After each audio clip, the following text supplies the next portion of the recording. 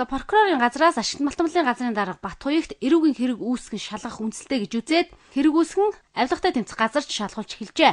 Ингэж шалгах болсон үндсэл нь 2009 онд батлагдсан урт нэртэй хуулийн зүйл заалтыг ашигт малтмалын газрын дарга албан тушаалаа ашиглан зөрчиж бусдад тусгай зөвшөөрөл олгосон гэдэг байгаамаа. Тодорхойлбол 2009 оны 7 сараас хойш ойн сан газар гол мөрний урсас бүрэлдэх их усны сан газарт 192 лиценз олгосон гэх үндслээр эрүүгийн хуулийн 254-ийн 2 дахь хэсэг зааснаар эрүү үсгэгдсэн байгаамаа. Шалгаж байгаа 2009 оны 3 сарын 11-нд намайг ажилд томжигдсоос хойш манай байгууллагаас бол шалгалт бол тасраагүй. Улсын мэргэжлийн хяналтаас 2 удаа, төрийн албаны зөвлөлөөс, манай хариалсан яамнаас 2 удаа, за авилгалтай тэмцэх газраас бол байнгын олголт энэ зүйлүүдтэй холбогдож бол шалгалтууд байнга явагдаж байгаа.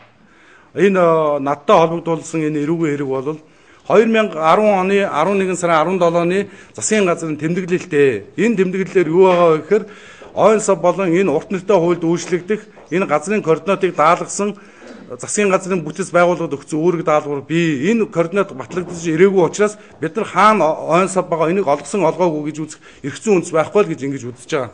Ийм байгаа. Тэгэхээр би шалгуулж байгаа энэ бол үнэн зөвөөрөө бол би гарч ирэх ёстой байх гэж бодож байна. Мөрдөн шалгалтын хугацаанд Батхуйг даргаас авилгатай тэмцэх газар хэд хэдэн удаа тайлбар авсан байна. За харин саяхан авилгатай тэмцэх газраас түүнд үүсгэсэн эрүүгийн хэргийг хэрэгсэхгүй болгох саналтайгаар прокурор шилжүүлжээ. Шууд дэлгэр цэцэг тулгунаар мэдээллээ.